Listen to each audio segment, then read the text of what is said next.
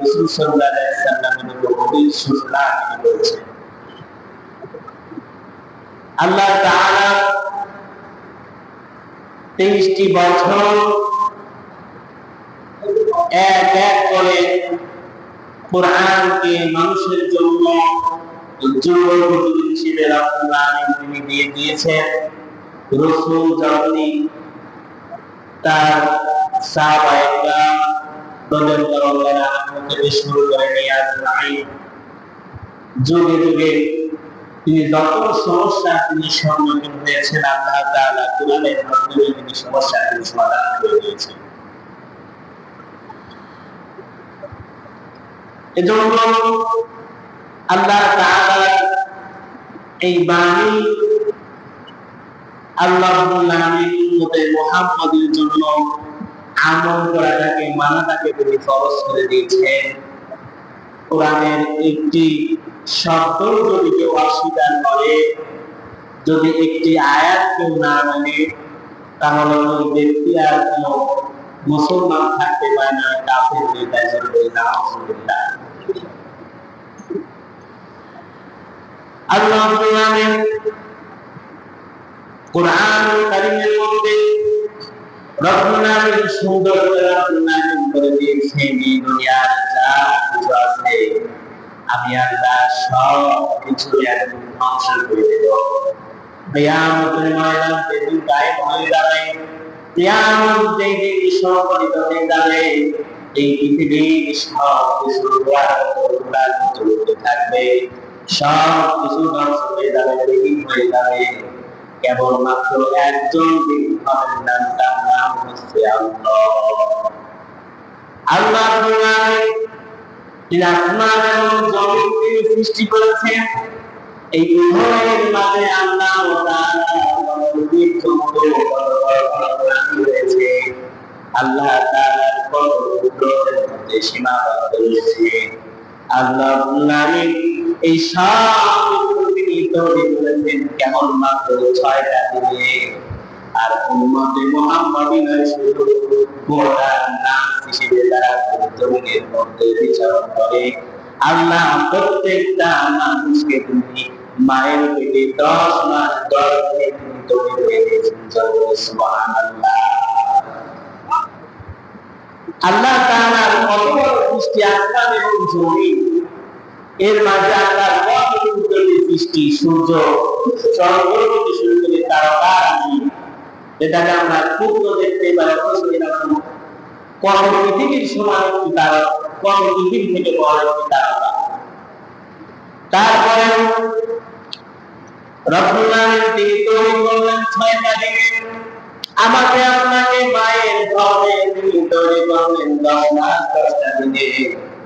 আল্লাহ তাআলা শুধুমাত্র তৈরি করলেন না, যা কিছু বান্দার মনের মধ্যে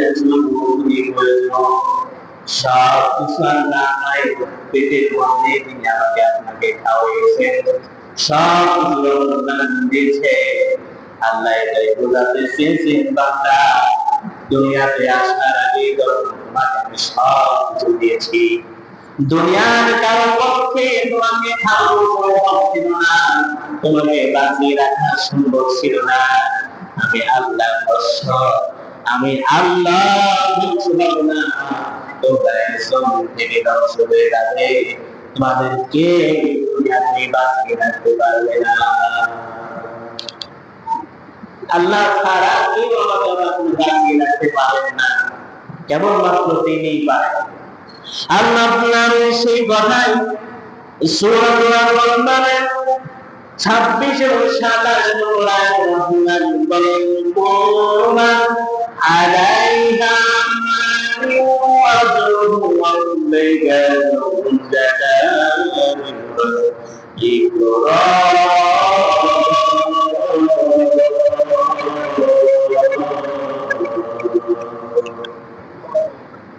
তাফসীরে জালালুল্লাহ আল্লামা ইবনুল শাহিদ রাহমাতুল্লাহ আলাইহি তাফসীরের মধ্যে লিখেছেন, আল্লাহ বলেন প্রত্যেক মান আলাইহা ফানি, এই জমিনের মধ্যে যা কিছু আছে জীবন জগৎ সব কিছু ধ্বংস হয়ে যাবে। পানি বান্দা জেনে রাখো, কেবলমাত্র তোমাদের প্রতিপালক তুমি আল্লাহ তাআলা কখনো না। আল্লাহ সব সৃষ্টি দেখছেন, যত বড় বড় সৃষ্টি যেমন আমি আল্লাহ কেবলমাত্র নবী অবিশ্বাস থাকবো, আমি আল্লাহকে কেউ ধ্বংস করতে পারবে না, আমি আল্লাহ ধ্বংস করবো না। আমি আপনি জমির মধ্যে আসলে তাই দেখতে পাই, যত বড় বড় সৃষ্টি দুনিয়াতে ছিল একটা পর্যায়ে সেই ধ্বংস হয়ে গেছে, পৃথিবীর অস্তিত্বে বিলীন হয়ে গেছে। অসংখ্য সৃষ্টি দুনিয়াতে ছিল, মানুষের কিন্তু ওইগুলো জিনিসের মধ্যে ধ্বংস হয়ে গেছে। জমিনের মধ্যে সীতাবলা পর্যন্ত অনেক সৃষ্টি আছে না নাই? আল্লাহ তিনি এরপরে বলেন, আমি আল্লাহ তাআলাই পরিদর্শন, কেবল তোমাদের প্রতিপালক সত্তা, যিনি মহিমান জীবিত নয়। আল্লাহ বলেন, আমি হচ্ছি মহানুভব। এই দুনিয়ার বুকে যাদের মায়ের ক্ষমতা থাকে তাদেরকে মহিমা বলা হয়। আল্লাহ বলেন, আমি এমন মহিমা নয়, দুনিয়ার মধ্যে এমন কোন মহিমা নয়, মায়া সৃষ্টি তোমরা দেখতে পাবে না। তিনি এত বান্দাকে তিনি ভালোবাসেন, কিয়ামতের ময়দানটা সংঘটিত হবে। আল্লাহ জমিনের মধ্যে তিনি তার বান্দাকে আল্লাহ এমন কায়দায় তিনি উঠিয়ে নেবেন, ধ্বংস করতে বান্দা হয়ে যাবে না। আল্লাহ পদ্ধতি হাতে তুমি বান্দাকে হেফাজতের ব্যবস্থা করে দিবেন। আল্লাহ বলেন, কুল্লু নাফসিন যায়িকাতুল মাউত ওয়া ইন্নামা তুওফাউনা ইয়াওমাল কিয়ামাহ।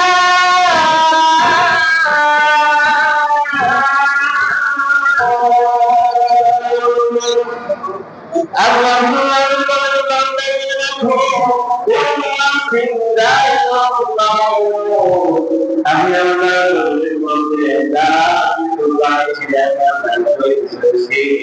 জীবন দিয়েছি, এর কোন কিছুর মধ্যে বিষম থাকবে না, হবে না, কখনো জিনিসগুলো স্থায়ী হবে না। আমি আল্লাহ স্থায়ী হব করে দেবো। জমিনের এমন কোন প্রাণী নাই আল্লাহ দেখতে পাই যে মৃত্যুবরণ করে না। আমার আল্লাহ থেকে শুরু করে ছিল, আমার আল্লাহ চোখে আমরা দেখেছি ওই মুরব্বীগুলো এই কথা বলে ঠিক না। আল্লাহ বলেন, হ্যাঁ বেঁচে থাকবে না, আমি আল্লাহ জীবন পরিশোধ করে সেখানে আল্লাহ বলছি কোরআনের বিধান আমি আল্লাহ এটা কখনো বিরোধ হবে না, ধ্বংস হয়ে যাবে না। আমি আল্লাহ ১,৫০০ বছর আগে আমি আল্লাহ এই ঘোষণা আমি আল্লাহ দিয়েছি। রাসূল সাল্লাল্লাহু আলাইহি ওয়াসাল্লামের জীবন থেকে একটা জিনিস পেয়েছি, রাসূলকে দুনিয়ার মধ্যে হিসেবে গ্রহণ করা হয়েছে। রাসূলের মধ্যে শেষ তিনি নবী রাসূল, আর কোন নবী রাসূল এই দুনিয়াতে আসবে না। আল্লাহ তাআলা তাকে তিনি একটা নয় দুটা না চারটা সন্তান এবং তিনটা পুত্র সন্তানের মালিক তিনি করেছিলেন দুনিয়াতে। আল্লাহ একটা সন্তানকেও দুনিয়াতে বাঁচিয়ে রাখেন নাই, কেবলমাত্র চারটা কন্যা সন্তানকে তিনি দুনিয়াতে যেতে রেখেছেন। এর কারণে কাফিররা তাকে লেজ কাটা সন্তান বলে তাকে গালি দিয়েছে, অপমান অপদস্থ করেছে। আল্লাহ নামে কি কারণে রসুলের সন্তান বলে উঠিয়ে নিলেন, পূর্ণ সন্তান বলে তাফসীরের মধ্যে এসেছে। তারপরে রসুলের উম্মতের মধ্যে এমন মায়া রসুলের মৃত্যুর পরে সন্তানগুলোকে তারপরে রসুলের সন্তানগুলিকে জাতি দিলেন এই পাগল করা রসুলের ওই বাজারে না পৌঁছাতে পারে তারা তিনটা সন্তানকে তুমি দুনিয়া থেকে নিয়ে নিয়েছ। আল্লাহ এরপরে তিনি বলেন কুল্লু নাফসিন যায়িকাতুল মাউত সুম্মা ইলাইনা তুরজাউন। ও বান্দা, যারা মৃত্যু বরণ করবে তোমাদের জন্য শেষ হয়ে গেল। এই দুনিয়ার অনেক মানুষ আছে মৃত্যু বরণ করে শেষ। অনেকে আত্মহত্যা করে, জীবনের বিতৃষ্ণা তাদের মধ্যে দেখা যায়। দুনিয়ার এই মানুষগুলো মনে করে আত্মহত্যা করে দুনিয়া থেকে শেষ, মনে আমার কষ্ট শেষ। বিষয়টা ওরকম নয়। আল্লাহ বলেন বান্দা, তুমি যে মৃত্যুবরণ করবে দুনিয়া থেকে তুমি চলে আসবে, এখানে তুমি আমি আল্লাহ শেষ করে দিতাম। তাহলে কিয়ামতের ময়দানে আল্লাহ কায়েম করা আল্লাহ বলেন বান্দা, তোমাকে যদি এই পর্যন্ত শেষ করে দিতাম, দুনিয়ার এই ইমানদার যারা ইমান তারা এর পার্থক্য আমি আল্লাহ আসলে বাজার রাখতাম না। আল্লাহ মানে শুধুমাত্র আমি আল্লাহ মৃত্যুর পরে সুম্মা ইলাইনা তুরজাউন। বান্দা, তোমাকে আমার কাছে ফিরে আসতে হবে। আল্লাহ মুসলমান তোমাকে দেখাবো দিলাম নবীদের রসুলের দুনিয়াতে সুবহান আল্লাহ দুনিয়াতে এসেছে, প্রাণী হিসেবে এসেছে। বড় বড় রাজা বাদশা যারা মৃত্যুর পরে নিজেদেরকে মুমিন করে রেখেছে, বড় বড় খ্রিস্টান যারা দুনিয়াতে ছিল, সমগ্র পরিমাণ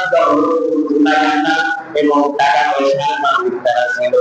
দুনিয়ার বুকে কেউ তাদেরকে টাকা পয়সা আনতে পারে না। সব টাকা বাদশা এই দুনিয়া থেকে বিদায় দিয়েছে, বিদায় নেই। বিদায় তারা নিয়েছে আল্লাহ বলে দিয়েছেন, অবশ্যই অবশ্যই তোমাদেরকে আমার কাছে ফিরে আসতে হবে। আল্লাহ বলে তোমার পাওনা উপর কিয়ামত আমি আল্লাহ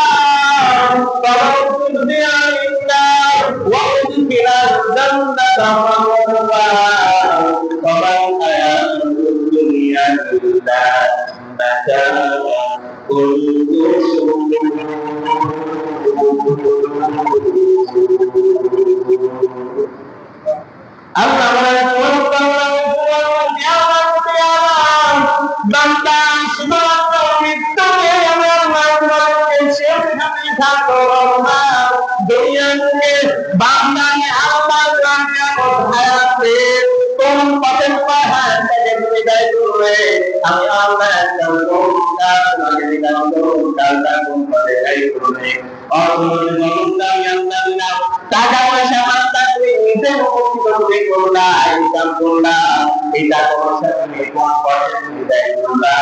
দুনিয়ার জীবনটা তুমি কোন পথে চললা, আমি আল্লাহর পথে নাকি তার পথে, এই হিসাবটা আমি আল্লাহ কিয়ামতের ময়দানে দেব। শুধুমাত্র দেব না, আল্লাহ বলেন সূরা পৃষ্ঠা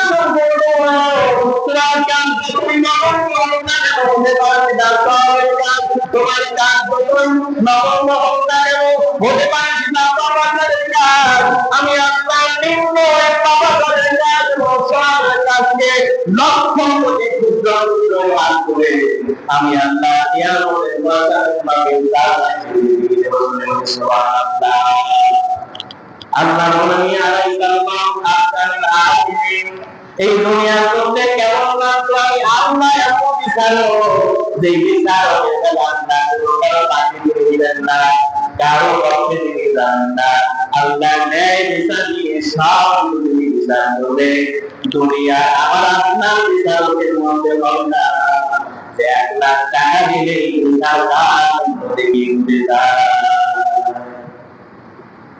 আমার আপনার দুনিয়াকে বিচার হবে না।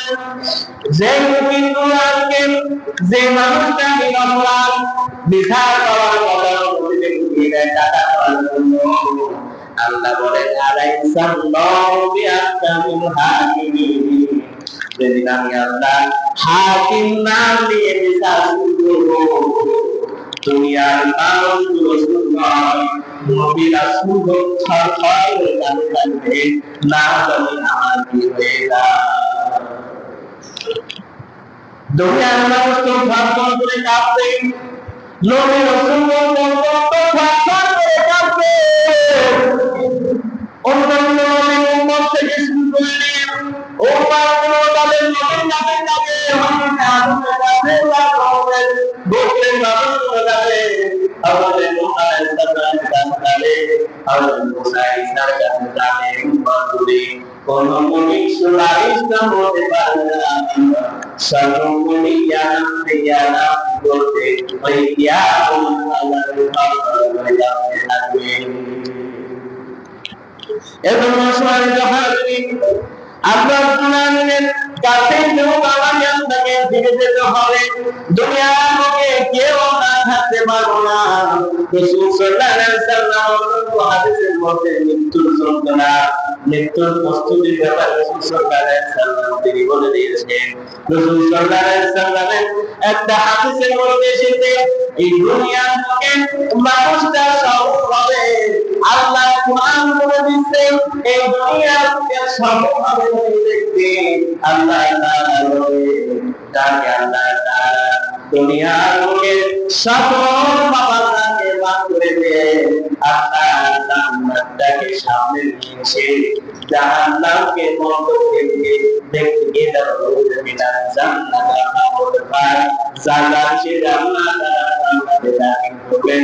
আল্লাহ বলেন এই চাইতে সফলতা ব্যক্তি দুনিয়ার বুকে আর কোনো পায় না। সিজদা করে সুবহানাল্লাহ। রাসূল সাল্লাল্লাহু আলাইহি ওয়াসাল্লাম হাদিসের মধ্যে এসেছে, দুনিয়ার কোন মানুষ যদি এমন অবস্থায় মৃত্যুবরণ করে, হাদিসটা বলেন রাসূল সাল্লাল্লাহু আলাইহি ওয়াসাল্লাম বলেন ইন্নামাল আমালু বিল-খাওয়াতিম। ও আমার উম্মতেরা, এই দুনিয়ার বুকে যখন মানুষের শেষ বিদায় প্রাপ্ত হয়ে গেছে, শেষ পর্যায়ে এসে পৌঁছেছে এই মাহরুম বান্দা রাসূল যখন শেষ পর্যায়ে এসে পৌঁছে গেছে, ওই শেষ আমল অবস্থা অনুসারে আল্লাহ কিয়ামতের বান্দাকে বিবেচনা করবে। এজন্য আমাকে আপনাকে আল্লাহ তিনি সুযোগ দিয়েছেন, আমি আপনি যে অবস্থায় থাকি না কেন অবশ্যই আমি আপনি আল্লাহ তাআলার কাছে ফিরে আসতে পারি না। আল্লাহ রাসূল সাল্লাল্লাহু আলাইহি ওয়াসাল্লাম মুসলিম শরীফের হাদিসের মধ্যে 957 হাদিসের মধ্যে এসেছে, রাসূল সাল্লাল্লাহু আলাইহি ওয়াসাল্লাম বলেন লাকুল মাউতাহু লা ইলাহা ইল্লাল্লাহ।